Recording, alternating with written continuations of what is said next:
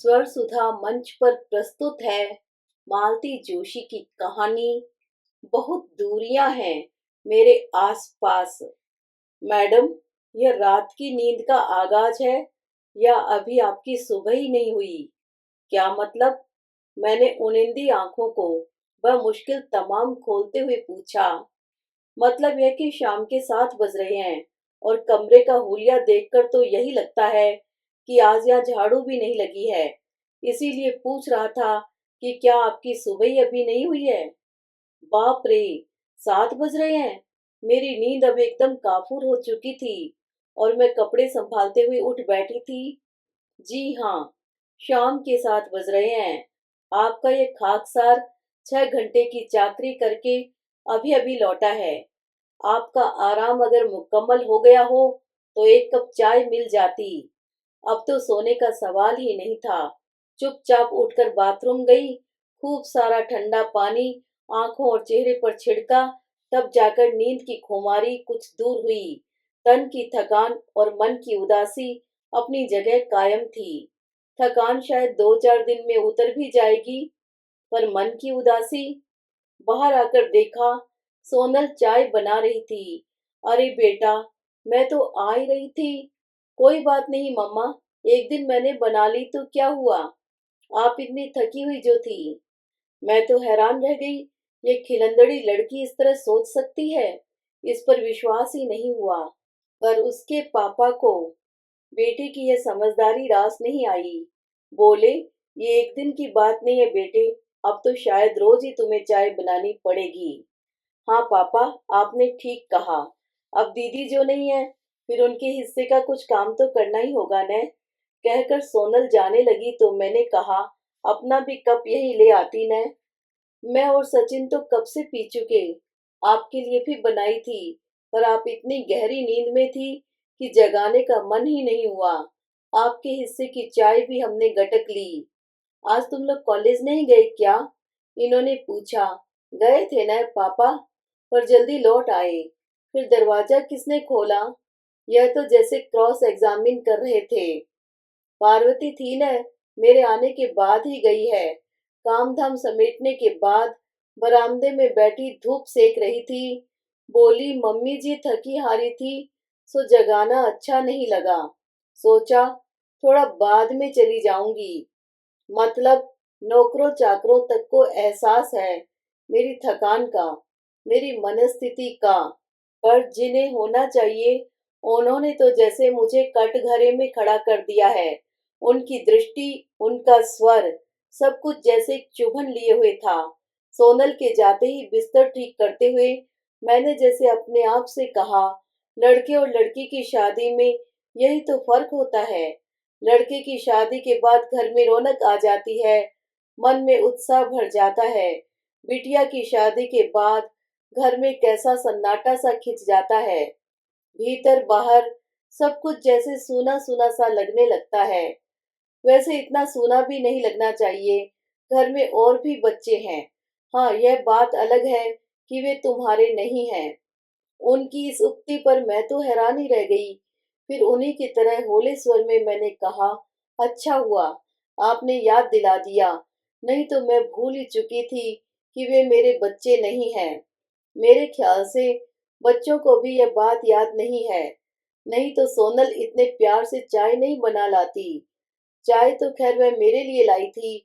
सोचा होगा पापा बेचारे थके मांदे आए हैं, उन्हें एक कप चाय तो देनी ही चाहिए। इसके बाद मैंने कुछ नहीं कहा। लड़ने की न तो चाह ही थी, न ही मूड था। चुपचाप चाय की ट्रे उठाई और किचन में चली आई। देखा सोनल सब्जी काट रही है। अरे बेटा, मैं आ तो रही थी। मम्मी, उसने रहस्य में अंदाज में कहा, मैंने भरवा भिंडी बनाने की कोशिश की है, पर पापा को मत बताना, नहीं तो इतनी सी बात का इशू बना लेंगे। मतलब बच्चों को भी पापा की यह हरकत अच्छी नहीं लगती। मन का सारा कसैलापन दूर हो गया।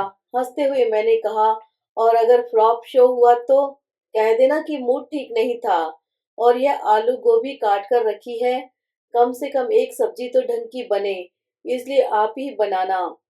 ठीक है, तुम जल्दी से यहाँ से दफा हो जाओ, नहीं तो दोनों को डांट पड़ेगी। उसे किचन से रवाना करके मैंने परात ढूंढने की कोशिश की तो कहीं नजर ही नहीं आई।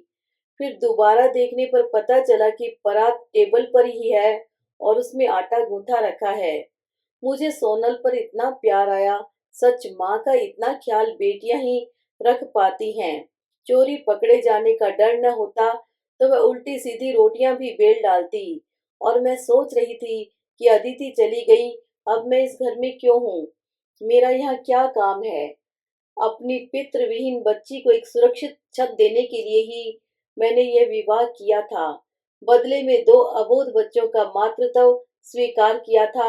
उस समय सचिन 5 साल का था और सोनल 8 साल की। अदिति उस समय 10 साल की थी। उसके पिता की मृत्यु को 8 साल बीत चुके थे, पर मेरे साथ माँ थी। उनके सहारे किसी तरह मैंने वे दिन काट लिए थे। पर माँ की मृत्यु के बाद समस्या हो गई थी। सयानी लड़की को घर पर नितांत अकेले छोड़कर जाते डर लगता था और नौकरी में छोड़ नहीं सकती थी। फिर मैंने वैवाहिक विज्ञापनों की शरण ली। मुझे वही प्रस्ताव स्वीकार्य था जो मेरे साथ मेरी बिटिया को भी स्वीकार करे। भारतीय समाज में ऐसा उदार मना पुरुष मिलना कठिन ही था। पर मेरी तलाश व्यर्थ नहीं हुई। एक दिन एक विज्ञापन नजर आया। दो छोटे छोटे बच्चों के पिता को जीवन संगिनी की तलाश थी। विधवा, परित्यक्ता, कोई भी चलेगा। एक आध संतान से भी परहेज नहीं था। बस शर्त यही थी कि उन मातृहीन बच्चों को माँ का प्यार मिलना चाहिए। लगा जैसे यह विज्ञापन मेरे ही लिए था। और फिर एक दिन मैंने अदिति के साथ इस घर में प्रवेश किया। अदिति को लेकर बहुत डर रही थी। अब तक इकलौती बेटी के रूप में सारा प्यार दुलार वही पाती रही थी। उसमें हिस्सा बांट क्या उसे सहन होगा? पर मेरा सारा डर, सारी शंकाएं निर्मूल साबित हुई। उसने बड़ी सहजता से नई परिस्थितियों से समझौता कर लिया।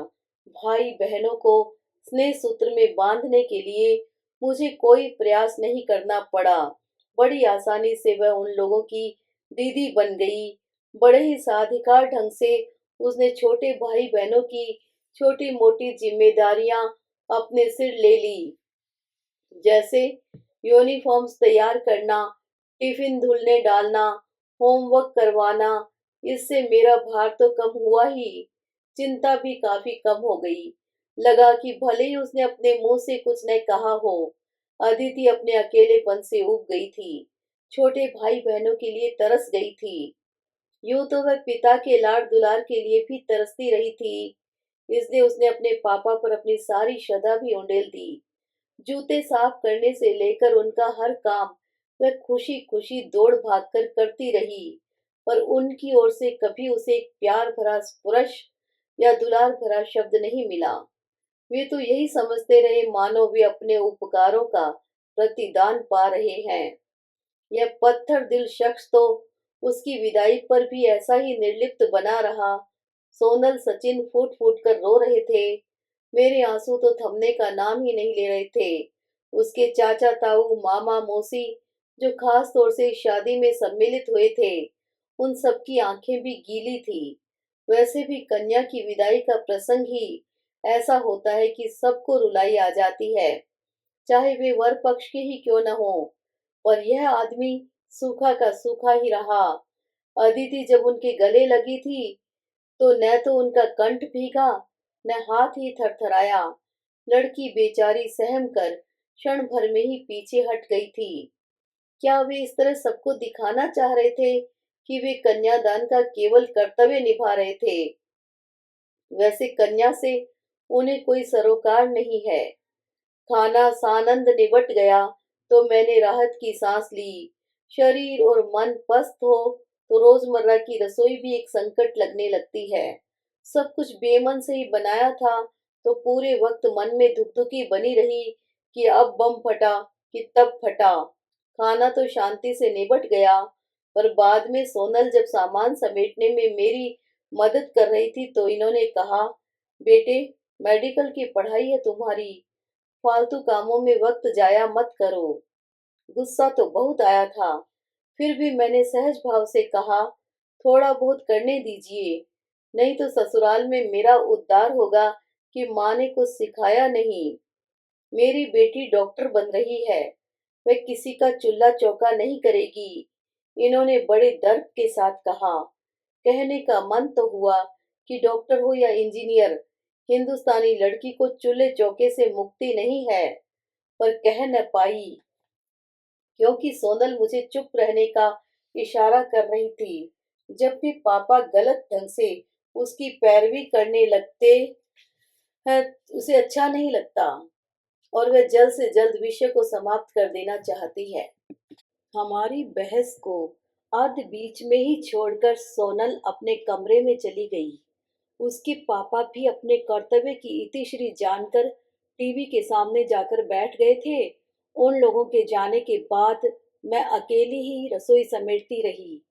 मन गुस्से से जैसे उफन रहा था। अदिति को लेकर तो इतनी व्यग्रता कभी नहीं जताई। क्या उसकी पढ़ाई का कोई महत्व नहीं था? क्या आर्ट्स वाले बिना पढ़े पास हो जाते हैं? होते भी हों तब भी 75% अंक तो नहीं पाते होंगे। उसने तो बीए और एमए में भी कॉलेज में टॉप किया था। उसका मन तो आईएएस करने का था, पर मैंने ही मना कर दिया। फिर भी वह चुप नहीं बैठी। एमए के साथ साथ वह बैंक की परीक्षाएं भी देती रही, कंप्यूटर की कोचिंग लेती रही, पर उसके लिए घर में कभी कोई रियायत नहीं बरती गई। उसके कामों की लिस्ट तो बल्कि लंबी ही होती जा रही थी। एक बार तो मैंने इनसे पूछ ही लिया था, जब आप में दूसरों के बच्चों को प्यार करने की क्षमता नहीं थी, तो किसी निसंतान स्त्री से विवाह करना था। पर आपका तो भावी पत्नी की पहली संतान के प्रति विशेष आग्रह था। उनका उत्तर मुझे स्तब्ध कर गया था। बोले, तुम्हें शायद मैंने बताया था कि सचिन के जन्म के बाद मैंने ऑपरेशन करा लिया था। अगर किसी निसंतान स्त्री को घर में लाता तो निश्चय ही वह अपनी संतान की कामना करती। संभव था कि अपना फ्रस्ट्रेशन वह मेरे बच्चों पर उतारती। इसीलिए मैंने यह निर्णय लिया।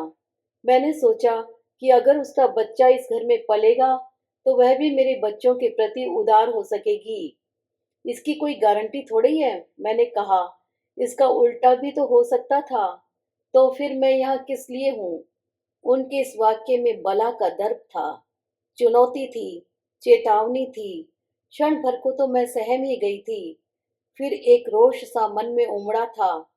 मैं जो सहज भाव से इनके बच्चों पर अपनी ममता लुटा रही हूँ, उसे क्या वे मेरी मजबूरी समझ रहे हैं? जी हुआ कि उनके इस विश्वास को चकनाचूर कर दूं, उनकी इस धारणा को मिथ्या साबित कर दूं, पर बाप के गुनाहों की सजा बच्चों को देने की इच्छा नहीं हुई। वे दोनों तो मुझे और अदिति को अपना निश्चल स्नेह दे रहे थे। दोनों ही मेरी ममता पर पूरी तरह आश्रित थे। और उस दिन जो एक गांठ मन में पड़ गई तो पड़ ही गई। आज भी उस प्रसंग की याद आते ही हृदय कड़वाहट से भर उठा है। सारे कामों से निवृत्त होकर सोने जा रही थी कि बेडरूम के दरवाजे पर ही ठिठक गई। पर्दे के पार कमरे में नीला प्रकाश फैला हुआ था। अगरबत्ती की भीनी सुगंध बाहर तक आ रही थी और वातावरण में जगजीत सिंह के मखमली सुर तैर रहे थे। जनाब मूड बना रहे थे। शादी की आपाधापी के बाद रिलैक्स होना चाह रहे थे। वैसे भी 8-10 दिन का अंतराल उनके लिए असहनीय हो गया होगा। पर आज मेरा तन मन किसी भी तरह उसके लिए उत्सुक न था। आज मुझे ऐसे स्पर्श की आवश्यकता थी जो मुझे सांत्वना दे सके, दिलासा दे सके। मुझे ऐसे पुरुष की कामना थी जो अदिति के पिता की हैसियत से मेरा दुख बटा सके, जिसकी छाती में मैं मुंह छिपाकर जी भरकर रो सकूं। पर भीतर जो पुरुष बैठा था, उसे यह अपेक्षा करना व्यर्थ था। उसका प्यार देह से शुरू होकर देह पर ही समाप्त हो जाता था। जितना वह पैसों के मामले में कंजूस है, उतना ही प्यार के विषय में भी है। उसका साथ, स्नेह, सारी संवेदनाएं अपने बच्चों के लिए है। सारा आदर मान अपनी दिवंगत पत्नी के लिए है। मुझे और मेरी बच्ची को एक सुरक्षित छत देकर उसने जैसे हम पर एहसान किया है, और इसका एहसास वह हर पल मुझे दिलाता रहता है। कम से कम आज मैं उस पुरुष का सामना न कर सकूंगी। कब मैं वापस आकर डाइनिंग टेबल की कुर्सी पर बैठ गई, खुद मुझे ही पता नहीं चला। एक निचाट सूने पन्ने, अकेलेपन ने मुझे जकड़ लिया। लगा कि मैं एक उम्र कैद भोग रही हूँ और यहाँ से निकल भागने का कोई उपाय भी नहीं है। नौकरी छोड़ने का पछतावा पहले भी कई बार हुआ था, पर आज तो अपनी उस भूल पर सिर पटकने को जी चाह रहा था। उस समय यह जरूरी हो गया था। नौकरी के साथ साथ 3 बच्चों की जिम्मेदारी संभालना मुश्किल हो रहा था। सौतेली माँ का ठप्पा तो मुझ पर था ही। जरा सी भी चूक होती तो लोगों को बात करने का मौका मिल जाता। बाहर वाले तो खैर क्या कहते, मेरे सबसे बड़े आलोचक तो घर में ही मौजूद थे। फिर अदिति और सोनल दोनों बड़ी हो रही थी। उन्हें नौकरों के भरोसे छोड़ते डर लगता था। बहुत मजबूरी में मैंने इतनी पुरानी नौकरी से त्याग पत्र दिया था। मेरी दूसरी शादी के बाद मेरी पेंशन भी बंद हो गई थी। हाँ, अदिति की बराबर मिलती रही, उसे मैं जमा करती रही। संकल्प ले लिया था कि इन पैसों को हाथ नहीं लगाऊंगी। जितना भी इकट्ठा होगा अदिति की शादी पर गहने बनवा दूंगी। नौकरी छोड़ते समय मुझे जो भी मिला मैंने फिक्स में डाल दिया था। उसके ब्याज से अपनी छोटी मोटी जरूरतें पूरी करती रही। वह पूरा पैसा शादी से पहले मैंने इनके हाथ में लाकर रख दिया। अदिति की शादी ही जैसे मेरे जीवन का एकमात्र ध्येय था। जाहिर था उतने पैसों से पूरा पड़ने वाला नहीं था। उन्हें अपनी ओर से भी कुछ लगाना पड़ा था, जिसका हवाला वे पिछले 8-10 दिनों में 50 बार दे चुके हैं। कई बार कहने का मन हुआ कि आपके घर में जो इतने बरसों से खट रही हूँ, कुछ उसका भी तो हिसाब लगाइए। पर इतनी अच्छी बात कहने की इच्छा नहीं हुई। और फिर अभी तो अदिति की सिर्फ शादी हुई है। अभी तो साल भर के 30 त्योहार बाकी हैं। फिर उसके बच्चे, बच्चों के नेत्र शगुन, इन सब के लिए तो इन्हीं की शरण में आना है न। सच, अपनी ही बनाई कारा में कैद होकर रह गई हूं मैं। बाहर निकलने का कोई रास्ता नहीं है। उस अनचाहे पल को टालकर या कितनी देर बैठ सकती थी मैं। कभी तो उससे दो चार होना ही था। अनिच्छा से ही सही, उठना तो था ही। उठते हुए सामने शेल्फ पर नजर गई और कतार में रखे 3 बड़े बड़े मग्स पर अटक कर रह गई। इन्हीं मग्स में अदिति रात को तीनों के लिए दूध ले जाती थी। और बहुत सारे कामों की तरह यह काम भी उसने स्वेच्छा से अपने ऊपर ले लिया था। नीले फूलों वाला मग अदिति का था, लाल वाला सोनल का और हरे पीले फूलों वाला सचिन का। मुझे जैसे सांस लेने के लिए थोड़ी सी मोहलत मिल गई। मैंने गैस जलाकर दूध गर्म किया। नीले फूलों वाले मग की ओर भीगे नयनों से देखते हुए बाकी दोनों में भरा और बच्चों के कमरे का रुख किया।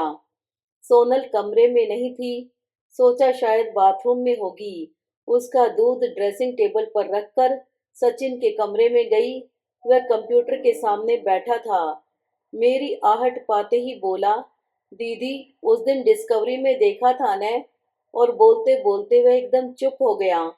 पीछे मुड़कर मुझे देखा और बोला, सॉरी मम्मा, मैं समझा कि दरअसल याद ही नहीं रहा कि। मैंने धीरे से उसके सिर पर हाथ फेरते हुए निशब्द भाव से आश्वस्त किया कि उसकी कोई गलती नहीं है और मैंने जरा भी बुरा नहीं माना। उसे मग पकड़ाकर सोनल के कमरे में लौटी तो देखा दूध अभी वैसा ही रखा हुआ था। सोनल का कहीं पता नहीं था। तभी बालकनी में छाया सी नजर आई। देखा तो रेलिंग में टिकी सोनल शून्य में निहार रही थी। सोनल, मैंने धीरे से पुकारा तो वह एकदम चौंक पड़ी। उसने पलटकर पीछे देखा। उस समय उसका चेहरा आंसुओं से भीगा हुआ था। क्या हुआ बेटे? मैंने उसे सहलाते हुए पूछा।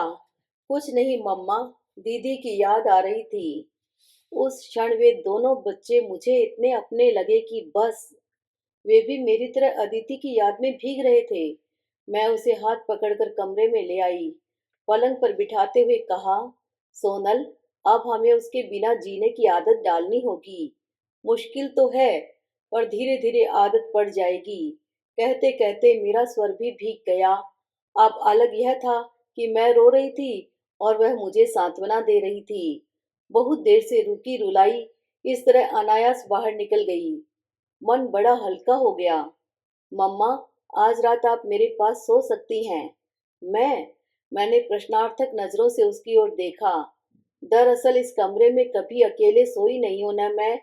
छोटा था तो सचिन मेरे साथ सोता था। फिर दीदी आ गई, सिर्फ आज ही। फिर जैसा आप कहती हैं धीरे धीरे आदत पड़ जाएगी। मैं कुछ कहने को थी कि तभी सचिन कमरे में आया। छोटी दी, दूध जल्दी खत्म करो, फिर मैं गिलास किचन में रखकर आता हूँ। फिर मुझसे मुखातिब होकर बोला, मम्मा, दीदी ने दिन भर में एक बार भी हमें फोन नहीं किया न। बेटा, नई दुल्हन है, संकोच कर रही होगी। वैसे पहला फोन तो हमें ही करना चाहिए था। कम से कम पहुंचने की सूचना तो दे देते, पर याद ही नहीं रहा। अभी कर दें? वह एकदम उत्साहित हो उठा। बड़ी मुश्किल से हाथ पकड़कर मैंने उसे रोका। अभी नहीं बेटा, फोन पता नहीं किसके कमरे में होगा। इतनी रात गए उन लोगों को परेशान करना ठीक नहीं है। इस बार दीदी आएगी न, तो हम लोग उसे एक मोबाइल लेकर देंगे, फिर कोई समस्या नहीं रहेगी। सोनल ने अपना खाली मग उसे पकड़ाते हुए कहा, किचन में रखने जा रहे थे न, सिंक में रखना, टेबल पर मत छोड़ देना। उसके जाते ही बोली, ताड़ सा लंबा हो गया है, पर अकल नाम मात्र को नहीं है। यह वक्त है उन लोगों को फोन करने का। अभी छोटा है रे, इतनी ऊंच नीच कैसे समझेगा। जरा सा कद निकल आया तो क्या हुआ, अभी बच्चा ही तो है। वह बुद्धू नहीं है, बस भोला है। भगवान करे उसका भोलापन ऐसा ही बना रहे। किचन से लौटकर सचिन मेरे पास ही बैठ गया। मैं पलंग की पाटी से टिक कर बैठी थी। दोनों बच्चे मेरे अगल बगल बैठे थे। बड़ी सी रजाई हम लोगों ने अपने पैरों पर डाल रखी थी। बड़ा अच्छा लग रहा था। थोड़ी देर इधर उधर की बातें होती रही कि सचिन ने एकदम कहा, शिट, दीदी नहीं है तो बड़ा बोर लग रहा है। अब इसकी आदत कर लो बच्चू जी, 3-4 साल बाद ये महारानी भी फुर्र हो जाएगी। फिर रह जाएंगे बस हम तुम और तुम्हारे पिताश्री। तब यहाँ दिन में उल्लू बोलेंगे। सोनल एकदम ताव में आ गई। 3-4 साल बाद मुझे कहाँ भेज रही हैं आप? वहीं जहाँ सब लड़कियां जाती हैं। साफ कह देती हूँ, मैं कहीं नहीं जाने वाली। ऐसा तो सभी लड़कियां कहती हैं, पर शादी तो करनी ही पड़ती है न। हाँ, करियर का कचरा करने के लिए शादी से अच्छा बहाना कौन सा हो सकता है।